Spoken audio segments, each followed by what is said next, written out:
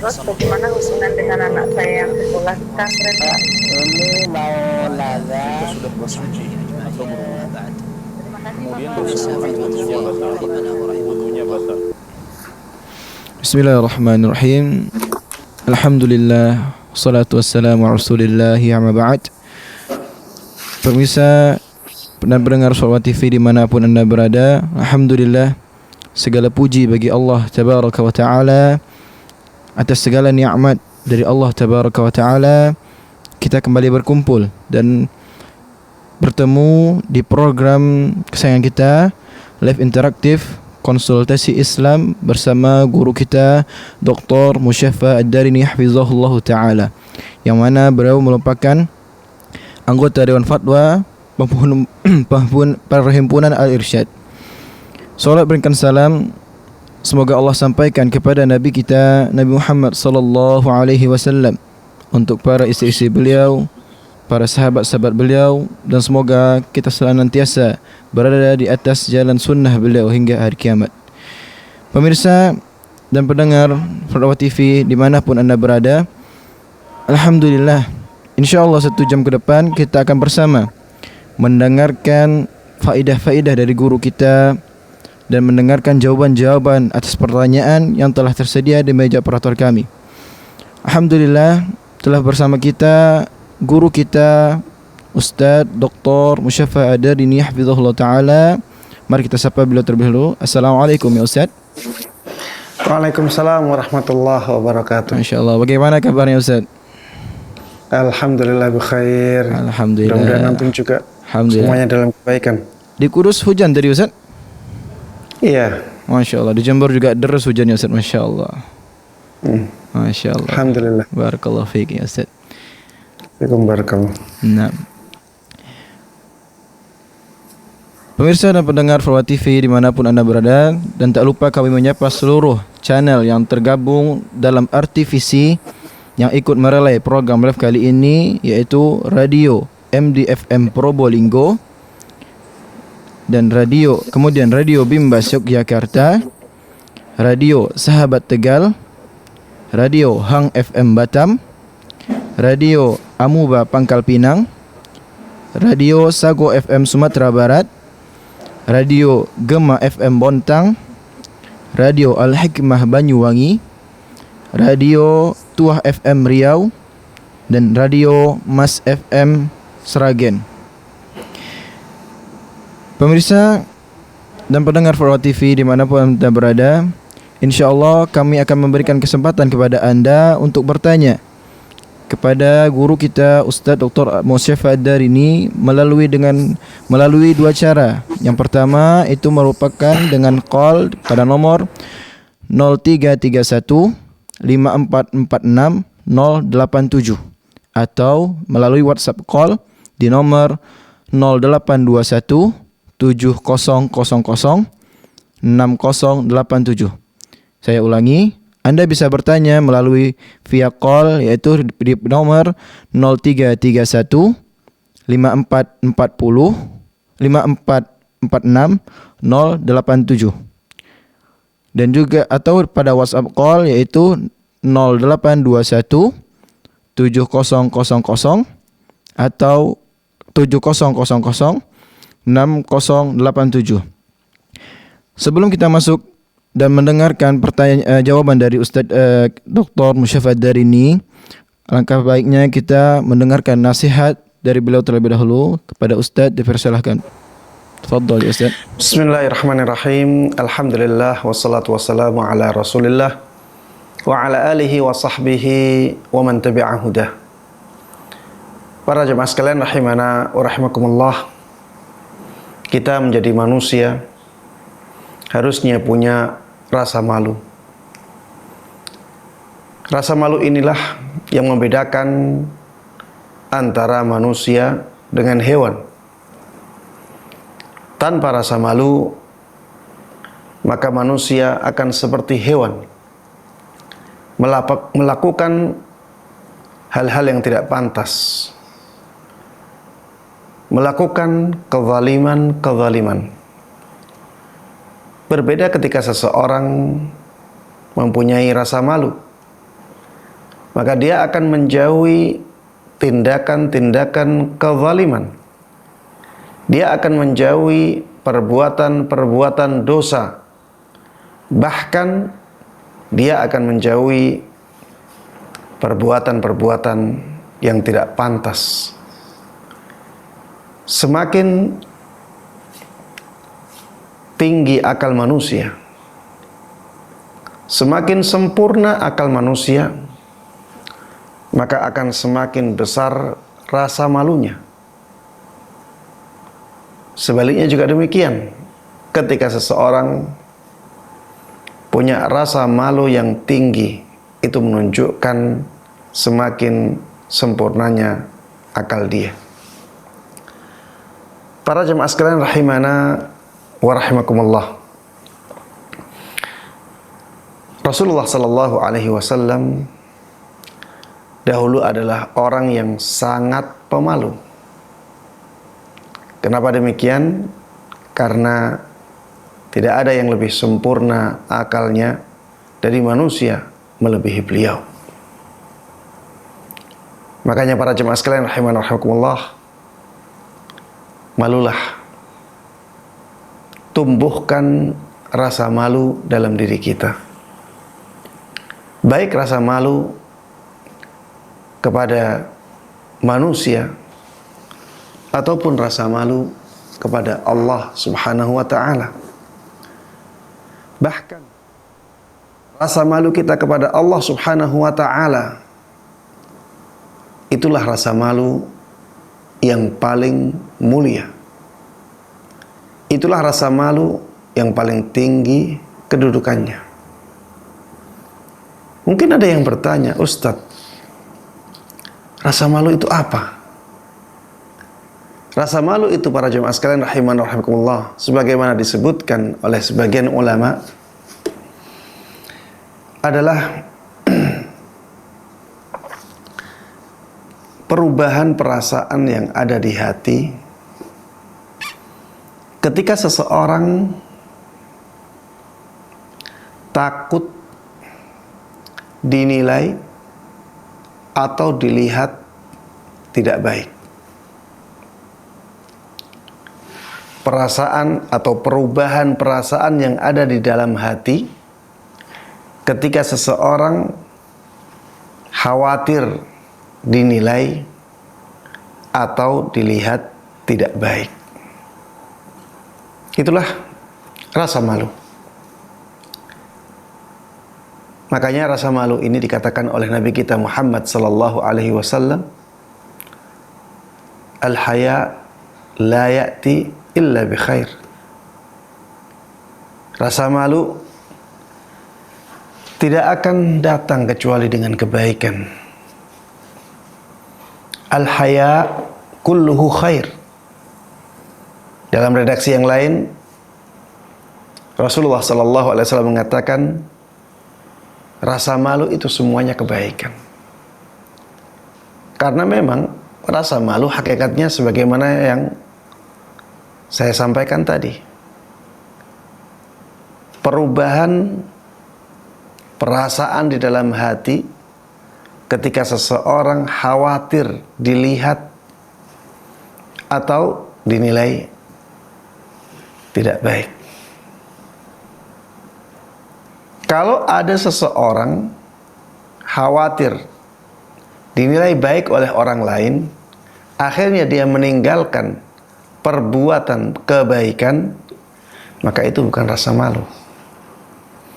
Ada orang yang malu berjilbab misalnya, malu bercadar misalnya, malu memakai songkok, malu memakai sarung, malu memakai baju koko misalnya, atau malu terlihat saleh, malu terlihat salihah. Ini bukan rasa malu, karena itu adalah rasa di dalam hati yang terjadi karena takut dilihat atau dinilai baik. Maka ini bukan rasa malu. Terus apa Ustaz? Bisa disebut dengan lemahnya hati seseorang. Iya, hatinya lemah. Makanya dia takut dilihat baik. Para jemaah sekalian rahimani rahimakumullah. Rasa malu adalah akhlak yang mulia, yang dahulu diperintahkan oleh Nabi kita Muhammad sallallahu alaihi wasallam. Ada sahabat yang bernama Sa'id ibn Yazid al-Azdi radhiyallahu anhu. Beliau mengatakan kepada Nabi sallallahu alaihi wasallam, "Ausini, berikan wasiat kepadaku." Maka Rasulullah sallallahu alaihi wasallam mengatakan kepadanya, "Usika an tastahiya minallah kama tastahi minar rajulis salih." Aku berwasiat kepadamu agar engkau malu kepada Allah Azza wa Jal sebagaimana engkau malu kepada orang yang saleh. Demikian para jemaah sekalian rahimana wa rahimakumullah, pesan singkat ini mudah-mudahan bermanfaat dan Allah berkahi. Amin amin ya rabbil alamin.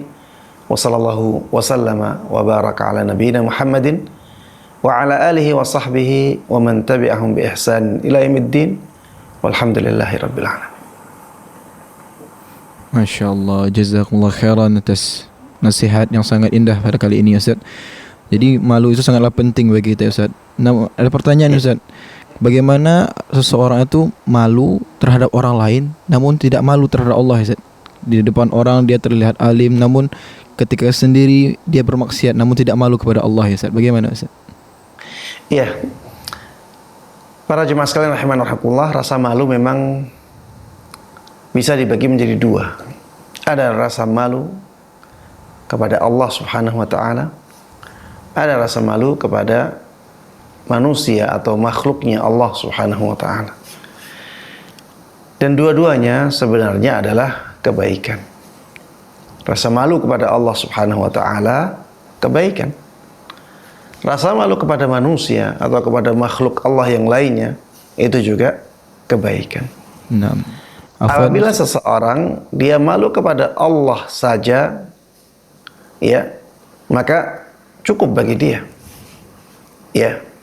Karena ketika seseorang malu kepada Allah Subhanahu wa taala, dia akan melakukan semua kebaikan dan dia akan menjauhi semua keburukan. Tapi kalau rasa malu dia hanya kepada manusia saja, maka ini kebaikan yang kurang. Ya, dia sudah melakukan kebaikan. Malu kepada manusia sudah baik, tapi masih kurang. Dia harusnya juga malu kepada Allah Subhanahu wa ta'ala. Wallahu a'lam. Masya Allah, jazakumullah khairan atas jawabannya Ustaz. Jazakumullah khairan.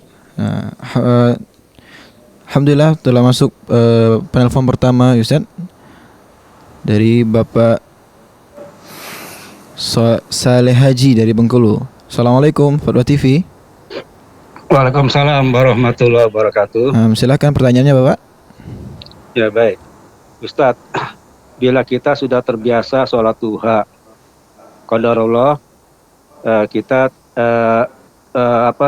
berhalangan tidak melaksanakan di waktu duha, apakah bisa diqodo Ustadz waktunya siang setelah duha?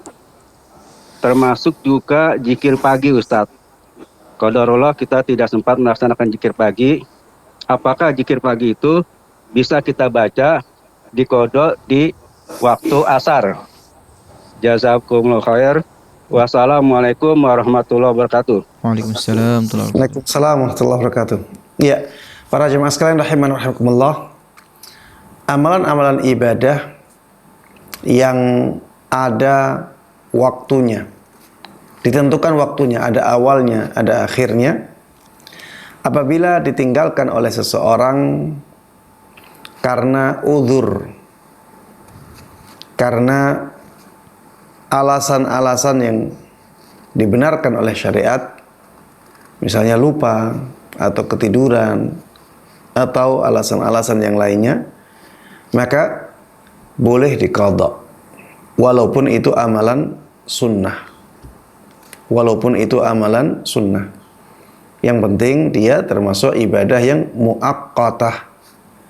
Ibadah yang sudah ditentukan waktunya oleh syariat. Jadi ada awalnya, ada akhirnya. Seperti misalnya salat subuh, salat zuhur, salat asar, salat maghrib, salat isya. Ada awalnya, ada akhirnya.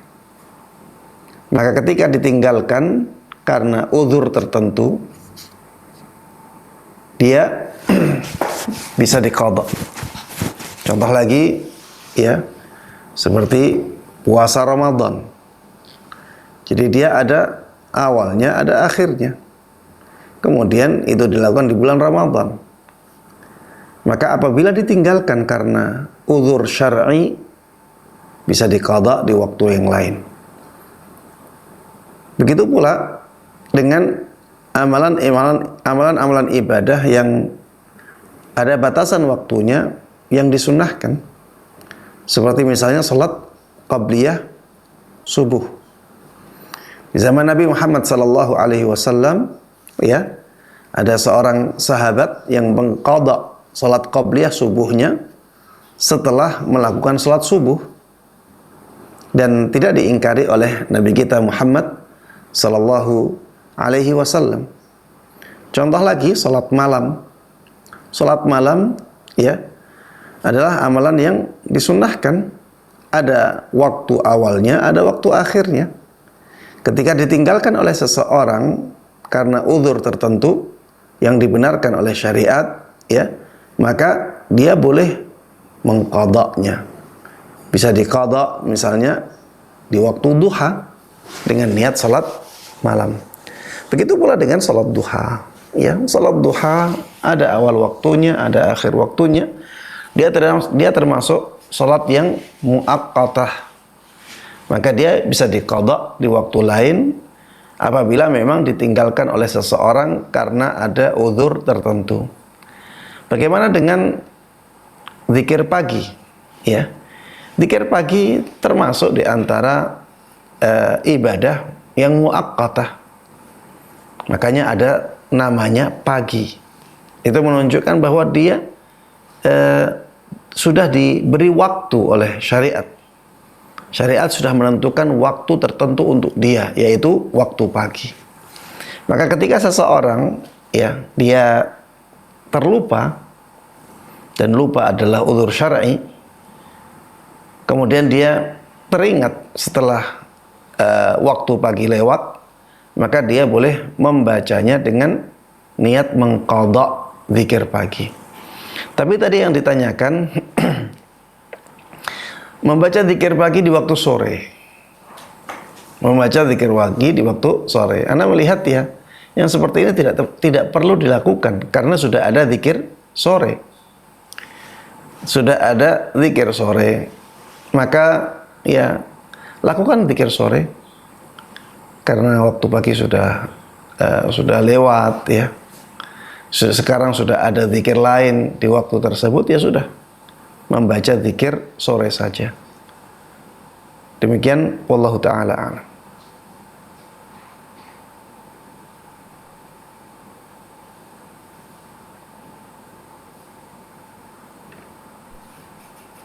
Jazakallahu khairan atas jawabannya, Ustaz. Nah, selanjutnya ada pertanyaan, Ustaz, di meja operator kami telah masuk. Oh, afwan, Ustaz, ada telepon masuk. Ibu hamba Allah dari Riau. Assalamualaikum warahmatullahi TV. Waalaikumsalam. Silakan Ibu pertanyaannya. Begini Ustaz, ini ada saudara saya yang mau nanya. Dia biasanya melakukan sholat subuh setiap pagi. Bagaimana Ibu? Suaranya kurang jelas Ibu. Iya. Nah, saudara saya dia melakukan sholat subuh setiap pagi. Jadi kan subuh itu kan 2 rakaat. Nah, yang pahalanya sama dengan haji dan umroh kan. Jadi terus dia ingin menambah 4 rakaat lagi di waktu yang sama. Apakah ini dibenarkan atau tidak? Dia ingin tahu apa ini benar ada tuntunannya seperti itu. Sebab dia melakukannya habis yang 2 rakaat itu, terus dia tambah lagi 2 rakaat lagi, 4 rakaat lagi. Apakah boleh seperti itu? Terima kasih Ustaz. Nah, Nah, Assalamualaikum. Assalamualaikum. Jadi Assalamualaikum. pertanyaannya Ustaz, ada yang sedang sholat subuh 2 rakaat, kemudian menambah sholat lagi Ustaz, sampai sholat itu menjadi 4 rakaat atau tambah lagi 2 rakaat gitu. Apakah ada tuntunannya atau boleh dilakukan seperti itu Ustaz? Nah, Ustaz. Ana tadi fahamnya lain. Karena memahaminya pertanyaannya, ada orang sholat subuh, kemudian dia zikir sampai syuruk, dan dia ingin sholat 2 rakaat agar mendapatkan pahala haji dan umrah, kemudian dia ingin nambah lagi. Nah, Ustaz. Yang saya pahami seperti itu. Apa Benar. benar ya? Nah, setelah syuruk nambah lagi gitu Ustaz. Nah. Iya, kalau pertanyaan yang disampaikan seperti yang saya pahami, ya. Jadi ada orang sholat subuh, kemudian dia zikir sampai syuruk, kemudian dia sholat sunnah 2 rakaat, ya syuruk, agar mendapatkan pahala haji dan umrah yang sempurna. Kemudian setelah itu dia ingin menambahkan 2 rakaat lagi, sehingga menjadi 4 rakaat, atau menambahkan lagi 2 rakaat lagi sehingga menjadi 6 rakaat. Apakah yang seperti itu dibolehkan? Wallahu ta'ala alam. Para jemaah sekalian rahimanallah, yang saya fahami dari perkataan sebagian ulama, bahwa sholat syuruk ini adalah sholat duha yang disegerakan, sholat duha yang dilakukan di waktu awal duha, ya. Makanya waktunya memang sama dengan waktu sholat duha. Jadi syuruk itu ketika matahari terbit dan sudah meninggi, ya, sudah meninggi. Biasanya setelah terbit 1/4 jam, ya, 1/4 jam setelah terbit. Itu waktu mulai sholat syuruk, dan itu waktu mulai sholat duha. Apabila dikatakan bahwa sholat syuruk adalah sholat duha yang disegerakan, maka boleh dilakukan lebih dari 2 rakaat. Karena memang sholat duha itu, ya, bukan hanya 2 rakaat saja. Bisa dilakukan 2 rakaat, bisa dilakukan 4 rakaat, bisa dilakukan 6 rakaat, bisa dilakukan 8 rakaat. Bahkan ada yang mengatakan lebih dari itu tidak masalah, ya. Demikian wallahu ta'ala alam. Namun ya perlu difahami juga, ya, bahwa hadis yang tadi disampaikan bahwa keutamaan orang yang sholat subuh kemudian dia berzikir, ya, kemudian dia sholat 2 rakaat, itu orangnya akan mendapatkan pahala haji dan umrah secara sempurna. Ini diperselisihkan oleh para ulama derajat hadisnya. Ada yang mengatakan hasan, ya, seperti Syekh Albani rahimahullah. Ada yang mengatakan lemah. Namun para jemaah sekalian rahimanallah, jangan sampai kita terlalu ketat dalam masalah ini, ya, karena ini adalah amalan yang dibolehkan. Ini amalan yang dibolehkan, dan ini juga tentang keutamaan amalan yang sudah disyariatkan. Sehingga kalau ada yang melakukan amalan ini apalagi dia menganggap hadisnya hasan, maka jangan sampai diingkari, ya. Jadi para jemaah sekalian rahimanallah, salat subuh secara berjamaah itu amalan yang disyariatkan. Kemudian berzikir sampai syuruk juga amalan yang disyariatkan. Kemudian salat duha ini juga amalan yang disyariatkan. Kalau ada hadis yang menjelaskan tentang keutamaan amalan ini, maka walaupun hadisnya lemah, ya, menurut mayoritas ulama tidak masalah, ya, untuk disebutkan. Yang penting lemahnya tidak lemah yang parah, ya, karena memang amalan ini amalan yang dari awal sudah dibolehkan. Demikian Wallahu taala a'lam. Masya Allah, jazakumullah khairan atas jawabannya Ustaz. Kemudian ada telepon dari Assalamualaikum sahabat TV dari Ibu Meseri Lampung. Waalaikumsalam warahmatullahi wabarakatuh. Silakan pertanyaannya Ibu. Assalamualaikum Ustaz. Waalaikumsalam warahmatullahi wabarakatuh. Waalaikumsalam warahmatullahi wabarakatuh. Iya, silakan Ibu. Oh ya, izin bertanya ya Ustaz. Gini, bagaimana ya caranya menjadi orang yang benar-benar ikhlas itu ya? Kan ada orang yang berhutang gitu ya Ustaz ya. Mula-mula itu kalau berhutang itu kayak kita kasihan bener gitu ya, dia minta-minta gitu. Tapi ketika mengembalikan dia tuh susah banget dan bikin jengkel gitu. Tapi kan terus saya bilang ya udah tak ikhlasin gitu ya. Tapi dalam hati ini nggak ikhlas Ustaz ya. Kalau saya itu kekurangan itu selalu teringat gitu. Itu gimana caranya menjadi orang yang ikhlas itu ya Ustaz? Nah itu saja. Siap. Mohon tausiahnya. Nah. Barakallahu fikum. Assalamualaikum warahmatullahi wabarakatuh. Waalaikumsalam warahmatullahi wabarakatuh. Waalaikumsalam warahmatullahi wabarakatuh. Iya, para jemaah sekalian rahiman rahimakumullah, maksud dari ikhlas di sini adalah rela. Bagaimana seseorang bisa merelakan haknya dengan sepenuh hati, dengan hati yang benar-benar lapang, ya benar-benar menerima. Tadi ibunya memberikan utang kepada orang lain, setelah orangnya minta-minta dengan cara yang luar biasa, ya sehingga ibunya sampai merasa iba, akhirnya dikasih utang itu. Ternyata setelah dikasih utang, ya orangnya susah bayar. Karena susah bayar, ditagih-tagih terus tidak mau membayar, akhirnya ya menjadikan ibu hatinya jengkel, hatinya sakit. Kemudian ya merelakannya dengan hati yang kurang rela atau tidak rela. Bagaimana menjadikan hati ini rela? Ya para jemaah sekalian rahimana wa rahimakumullah. Pertama yang harus kita ketahui, hutang itu tidak harus kita relakan. Tidak ada kewajiban membebaskan orang lain dari hutangnya. Jadi kalau misalnya kita anggap hutang terus, tidak apa-apa. Kita tidak wajib membebaskan orang lain dari hutangnya. Ini yang perlu difahami. Jadi kalau misalnya kita ingin nuntut terus sampai kapanpun, sampai dia mati, ahli warisnya nanti harus membayarnya, tidak apa-apa.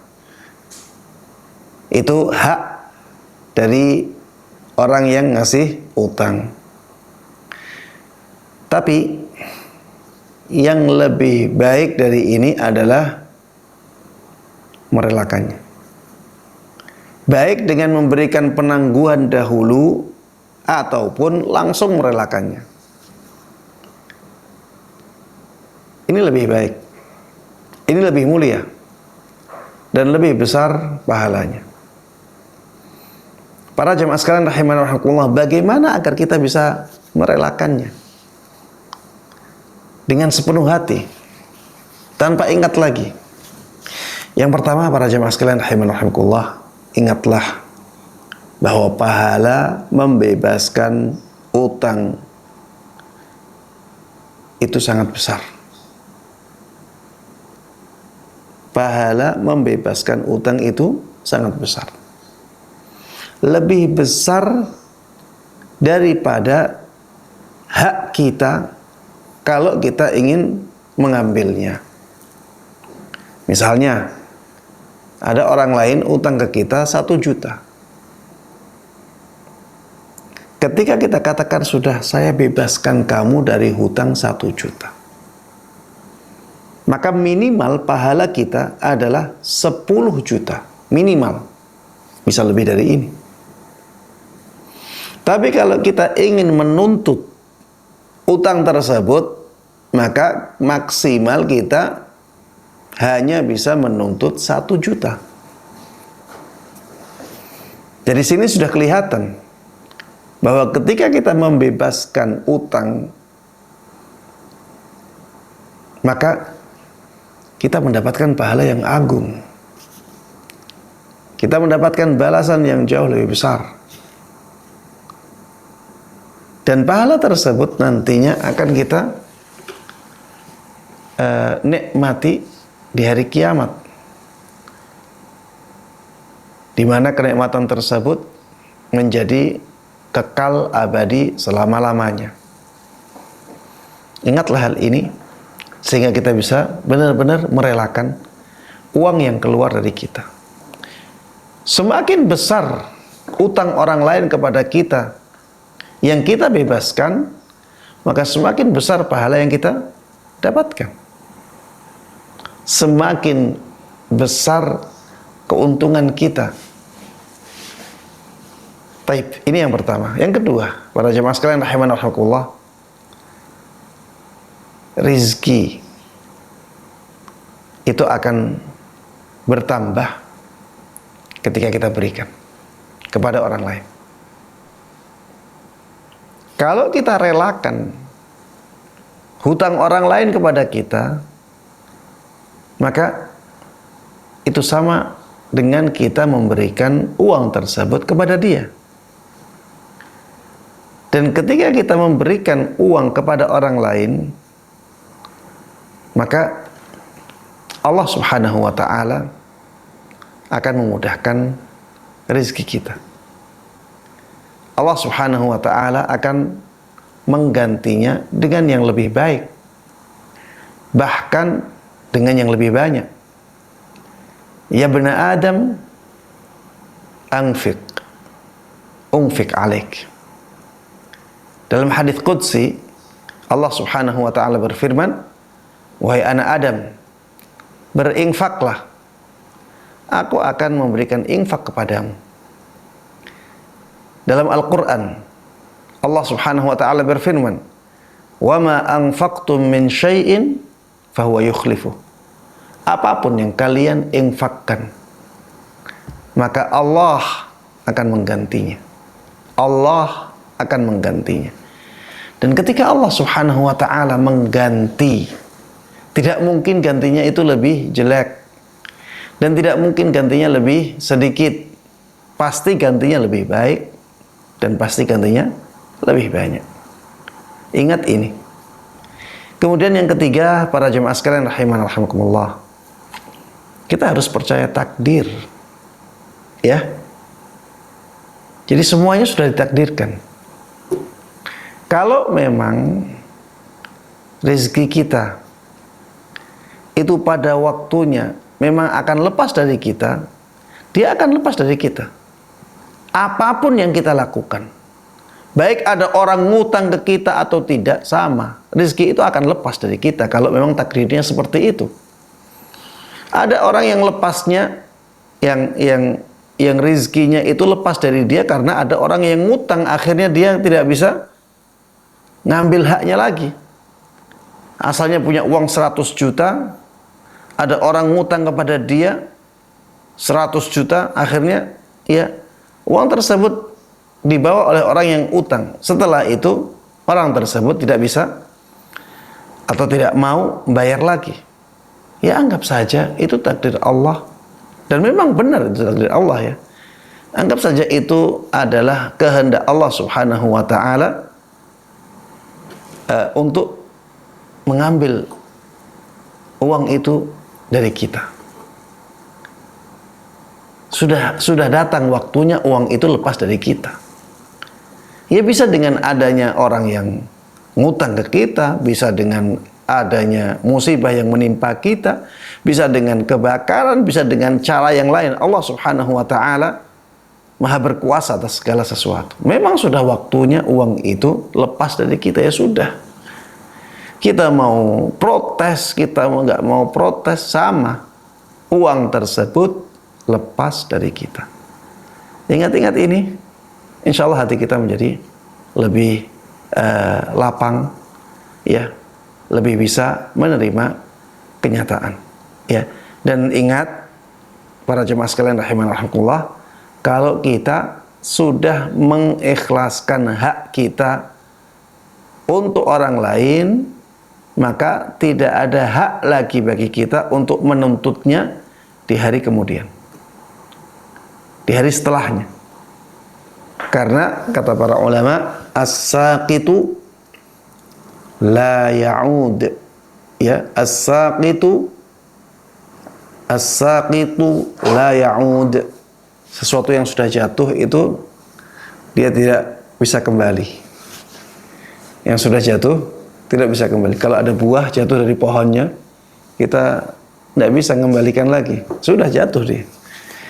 Hak manusia juga demikian. Apabila seseorang sudah merelakan haknya untuk diambil oleh orang lain, maka dia tidak ada hak lagi untuk menuntutnya di hari setelahnya. Wallahu a'lam. Masya Allah, jazakallah khairan atas jawabannya Ustaz.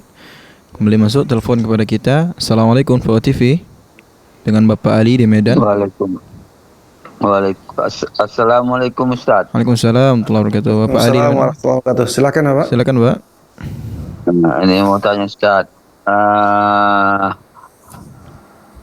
Apakah ada pada hari Jumat kalau kita jamak qashar itu hari Jumat dengan asar? Apa ada Ustaz? Nah, jam qasharnya boleh dijamak enggak itu Ustaz? Pertanyaan. Asar. Ya, bolehkah sholat Jumat dijamak dengan asar ya Pak? Jamak qashar ya Pak? Iya. Nah. Iya, yang kedua Ustaz. Afwan Bapak, pertanyaannya satu saja cukup Bapak? Enggak, ini tayamum aja, Mas. Tayamum aja. Nah. Tayamum itu yang sebenarnya bagaimana Ustaz? Itu aja Ustaz. Terima kasih. Nah. Assalamualaikum warahmatullahi wabarakatuh. Waalaikumsalam warahmatullahi wabarakatuh. Assalamualaikum. Ya, ini dijawab satu apa dua ini? Ya, tafadhal jawab. Boleh dua-duanya. Ya. Masalah yang pertama yang ditanyakan itu masalah yang diperselisihkan oleh para ulama, ya. Masalah yang diperselisihkan oleh para ulama. Ada yang mengatakan salat Jumat itu bisa dijamak dengan salat asar. Ada yang mengatakan salat Jumat tidak bisa dijamak dengan salat asar. Ini pendapat yang paling masyhur dalam masalah ini. Ya, dua pendapat ini adalah dua pendapat yang paling masyhur dalam masalah ini. Pendapat yang mengatakan tidak boleh ya menjamak salat Jumat dengan salat asar, dalilnya karena salat itu ibadah. Dan ibadah itu harus dilakukan sesuai dengan tuntunan. Dan tidak ada tuntunan menjamak salat Jumat dengan salat asar. Di dalam hidupnya Nabi Muhammad SAW tidak pernah sekalipun menjamak salat Jumat dengan salat asar. Iya, kalau beliau safar, yang beliau lakukan adalah salat duhur dan salat asar secara jamak qashar atau secara qashar saja. Itu yang dilakukan oleh Nabi SAW apabila beliau safar di hari Jumat. Sehingga tidak pernah sekalipun Rasulullah SAW menjamak salat Jumat dengan salat asar. Dulu Rasulullah SAW di Haji Wada, beliau wukuf di Arafah. Dan ketika beliau wukuf di Arafah, beliau tidak menjalankan salat Jumat.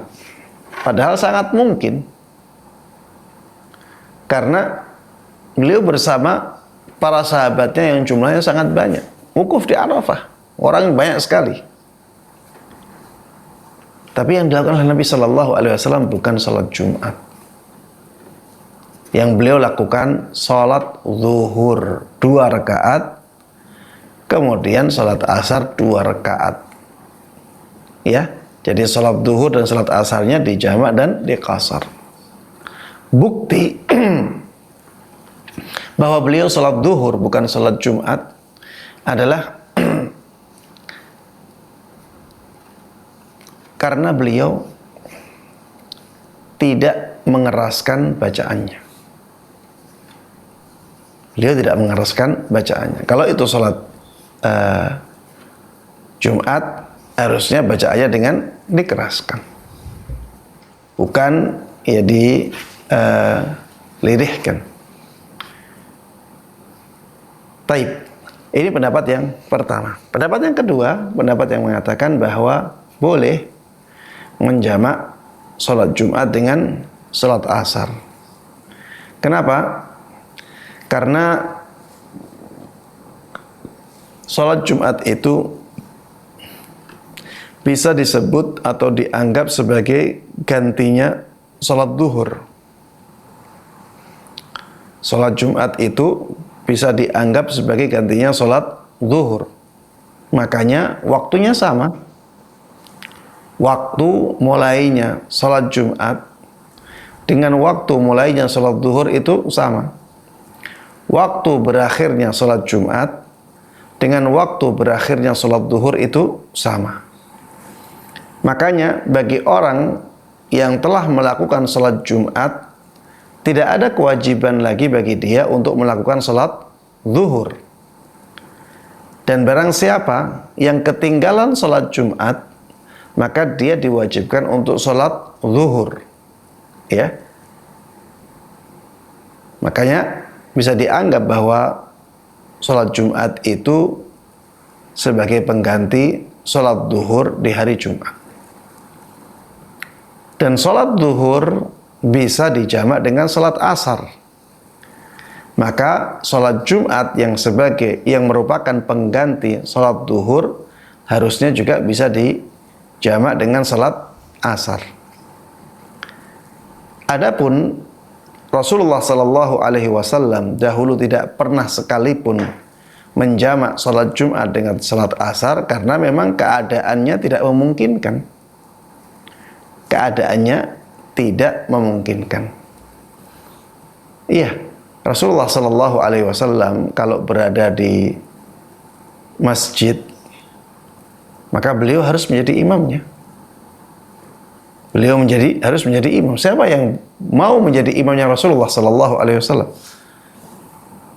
Tidak ada, karena memang tidak pantas sahabat Nabi Shallallahu Alaihi Wasallam menjadi imamnya Rasulullah Sallallahu Alaihi Wasallam dari awal, tidak pantas.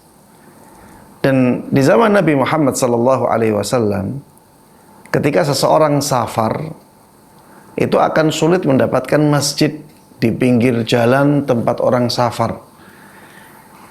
Apalagi masjid yang digunakan untuk sholat Jum'ah. Ini ya akan sulit. Ya intinya mereka mengatakan ya memang keadaan Rasulullah Sallallahu Alaihi Wasallam di waktu itu tidak memungkinkan untuk menjamak sholat maghrib, sholat Jumat dengan sholat asarnya, sehingga tidak pernah sekalipun beliau menjamak sholat Jumat dengan sholat asar. Kemudian jawaban lain, ya orang kalau safar itu memang tidak ada kewajiban sholat Jumat. Orang kalau safar tidak ada kewajiban untuk sholat Jumat. Makanya Rasulullah Sallallahu Alaihi Wasallam kalau safar di hari Jumat, ya beliau tidak sholat Jumat. Yang beliau lakukan ya sholat zuhur, ya.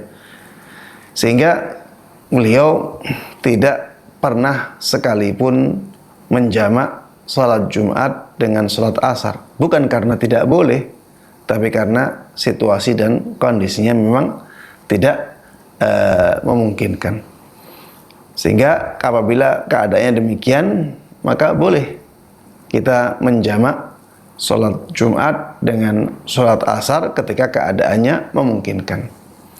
Para jemaah sekalian rahimana wa rahimakumullah, bolehnya menjamak sholat Jumat dengan sholat asar ini pendapat mayoritas ulama, dan pendapat ini ana lihat lebih kuat. Ya, pendapat ini ana lihat lebih kuat. Apalagi kalau kita bisa memahami bahwa sebenarnya yang digeser itu bukan sholat Jumatnya, tapi sholat asarnya. Sebenarnya yang digeser itu sholat asarnya. Jadi sholat asarnya digeser di waktu sholat Jumat. Bukan sholat Jumatnya digeser di waktu sholat asar, enggak. Kalau menjamak sholat Jumat dengan sholat asar itu ya memang waktu asar, sholat asarnya yang digeser ke waktu sholat Jumat, yaitu waktu sholat duhur. Dan tidak ada bedanya antara sholat asar di hari Jumat dengan sholat asar di hari Sabtu dengan sholat asar di hari Ahad. Sholat asar di hari Sabtu, sholat asar di hari Ahad bisa digeser waktunya ke waktu zuhur ketika ingin dijamak, ya, baik saat safar ataupun karena uzur yang lain seperti misalnya sakit. Maka di hari Jumat sholat asarnya juga bisa diajukan untuk dikumpulkan dengan sholat Jumat, sehingga sebenarnya yang masalah itu sebenarnya tidak terlalu bermasalah ya, karena yang digeser hanya sholat asarnya, dan sholat asar di hari Jumat dengan di hari lain itu sama. Wallahu ta'ala alam, ana lebih menguatkan pendapat ini. Tapi kalau ingin hati-hati ya, dan kehati-hatian itu dianjurkan, maka jangan menjamak selama masih memungkinkan, ya, selama masih tidak sangat memberatkan kita, ya, maka sebaiknya kalau di hari Jumat, ya, kita ingin ringan, ya sudah, jangan sholat Jumat. Kita misalnya bawa rombongan, ya, jangan sholat Jumat, sholat duhur saja. Mungkin kita safar, sholat duhur 2 rakaat, sholat asar 2 rakaat, lebih ringan. Jangan mampir ke masjid, maksud saya. Kalau kita mampir ke masjid jamaah pada sholat Jumat, ya kita harus sholat Jumat. Nanti akhirnya kita terpaksa untuk menjamaknya dengan sholat asar, dan itu masalah yang diperselisihkan ini. Lebih baik kita menghindari perselisihan ini. Sudah, nggak usah sholat Jumat, sholat duhur. Kita ketika orang-orang pada sholat Jumat, kita tetap melakukan perjalanan. Nanti orang selesai dari sholat Jumat, kita baru mampir ke masjid untuk sholat duhur bersama jamaah kita, bersama rombongan kita. Sholat duhur 2 rakaat, sholat asar 4 rakaat. Itu lebih afdal, ya, lebih afdal. Kalau kita terlanjur sholat Jumat, maka sebaiknya nanti berhenti lagi untuk sholat asar di waktunya, ya. Ini yang lebih utama, ya, karena kata para ulama, al-khuruju minal khilafi mustahab, ya. Keluar dari perbedaan pendapat para ulama itu dianjurkan. Wallahu a'lam. Pertanyaan selanjutnya, Ustaz, tadi ada bagaimana cara tayamum, Ustaz? Baik. Cara tayamum para jemaah sekalian rahimakumullah, ini juga masalah yang diperselisihkan oleh para ulama, namun ana ingin menjawab secara cepat saja. Tayamum dengan memukulkan tangan kita ke tanah, memukulkan tangan kita ke tanah sekali, ya. Kemudian sebagaimana disebutkan di dalam ayat, famsahu biwujuhikum wa aydikum minha. Jadi kita usap wajah, ya, kemudian kita usap tangan. Selesai, ya. Saya berikan jawaban yang singkat, dan sebenarnya ada perbedaan pendapat yang banyak dalam masalah tayamum ini, ya. Tapi yang ana lihat lebih kuat pendapat ini. Jadi sekali saja kita pukulkan tanah kita ke tanah. Ya, tanah ini bisa tanah langsung, ya, bisa dengan pasir, ya, bisa dengan debu, bisa dengan batu, ya. Ini masalah-masalah yang diperselisihkan oleh para ulama, ya. Tapi ana melihat ini dibolehkan, ya. Misalnya memukulkan tangan kita ke batu, itu disebut sa'id dalam bahasa Arab juga, ya. Dalam bahasa Arab juga disebut sebagai sa'id batu itu. Kullu ma sa'uda 'alal ard. Kemudian setelah itu, ya, kita usap wajah kita. ya, kita usap wajah kita. Setelah kita usap wajah kita, kita usap tangan kita. Telapak tangan yang bagian luar ya. Jadi telapak tangan yang kanan dulu kita usap ya. Kemudian setelah itu telapak tangan punggung tangan bagian kiri. Jadi punggung tangan ini diusap seperti ini. Ya, ini tayamum ya yang sangat ringan dan itu bisa menjadi pengganti wudu. Itu juga bisa untuk menggantikan mandi junub. Wallahu a'lam. Nah, jazakallahu khairan atas jawabannya Ustaz. Kemudian ada telepon masuk. Silakan. Assalamualaikum warahmatullahi wabarakatuh, dengan Ibu Mutiara Jakarta. Silakan pertanyaannya. Ya, Assalamualaikum warahmatullahi wabarakatuh, Ustaz. Waalaikumsalam warahmatullahi wabarakatuh. Silakan. Ya, izin bertanya, saat ini saya dan suami sedang tinggal di luar negeri. Dan di sini itu pada saat ingin melaksanakan sholat subuh di masjid, di sini itu mendekati waktu syuruk sekitar setengah jam sebelum waktu syuruk. Itu dikarenakan katanya harus menunggu jamaah dulu biar masjidnya itu full. Nah, itu bagaimana hukumnya Ustadz ya? Apa lebih baik sholat berjamaah di masjid atau sholat di rumah tepat waktunya? Nah. Jazakallahu khair. Wa jazakallahu khairan. Nah. Coba diulangi pertanyaannya. Beliau ini tinggal di luar negeri Ustadz. Kemudian di masjid itu subuhnya diakhirkan mendekati syuruk. Nah, bagaimana? Apakah sholat sendiri atau mengikuti jamaah ya Ustadz? Baik. Iya, para jamaah sekalian rahimanallah, karena penanyanya adalah seorang ibu ya, maka kita harus tahu bahwa seorang ibu itu lebih baik sholat di rumah daripada sholat di masjid. Memang boleh ya seorang jamaah wanita ya mengikuti sholat berjamaah di masjid, boleh. La tamna'u ima Allah masajid Allah. Jangan sampai kalian melarang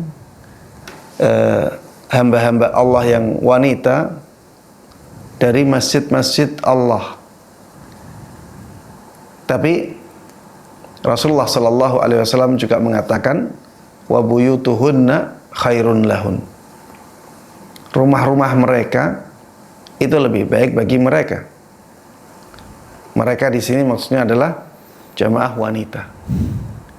Jadi salatnya jamaah wanita di rumah itu lebih afdal, lebih baik, lebih mulia daripada sholatnya jamaah wanita di masjid.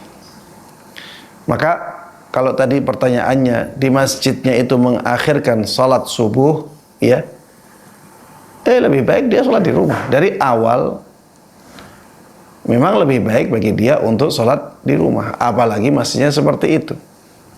Kalau masjidnya tepat waktu saja, lebih baik bagi dia sholat di rumahnya, apalagi ya jamaah di masjid tersebut mengakhirkan sholat subuhnya. Dan ya tidak ada dalil yang kuat yang membolehkan pengakhiran sholat subuh sampai ya mendekati waktu habisnya seperti itu. Ya walaupun mereka tidak berdosa ya karena masih di dalam waktunya, tapi kenapa tidak sholat di awal waktu? Mereka juga mampu.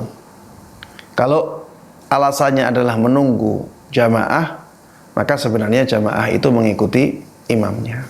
Kalau imamnya terbiasa untuk sholat subuh di awal waktu, maka jamaah juga akan ya terbiasa, akan membiasakan diri dengan hal tersebut. Demikian wallahu taala a'lam. Masya Allah, jazakumullah khairan atas jawabannya Ustaz. Alhamdulillah, tak terasa telepon tadi merupakan telepon terakhir pada sesi live interaktif kita kali ini. Alhamdulillah, pemirsa Al-Fatwa TV dimanapun Anda berada, kami mengajak Anda semua untuk berta'awun, saling membantu untuk demi berlangsungnya dan lancarnya dakwah kita, untuk berta'awun, mengajak antum semua berdonasi di rekening yang telah terpampang di layar kaca Anda. Nah, dan juga kami mengajak Anda untuk mengikuti live interaktif yang ada di live Fatwa TV selanjutnya. Alhamdulillah, tak terasa usai sudah pertemuan kita kali ini. Semoga Allah Tabaraka wa Ta'ala menjadikan pertemuan kita kali ini penuh berkah, dan apa yang disampaikan oleh guru kita Ustaz Dr. Musyafa Ad-Darini hafizahullah ta'ala bermanfaat bagi kita dan kita bisa mengamalkannya. Saya pembawa acara yang bertugas kali ini mewakili kru Fatwa TV yang bertugas mengucapkan permintaan maaf jikalau ada kesalahan dan kekurangan. Kita tutup acara kita kali ini dengan doa kepada majelis. Subhanakallah bihamdika asyhadu an la ilaha illa anta astaghfiruka wa atubu ilaik. Assalamualaikum warahmatullahi wabarakatuh. Ya Allah. Terus bagaimana hubungan dengan anak saya yang sekolah di pesantren, Pak?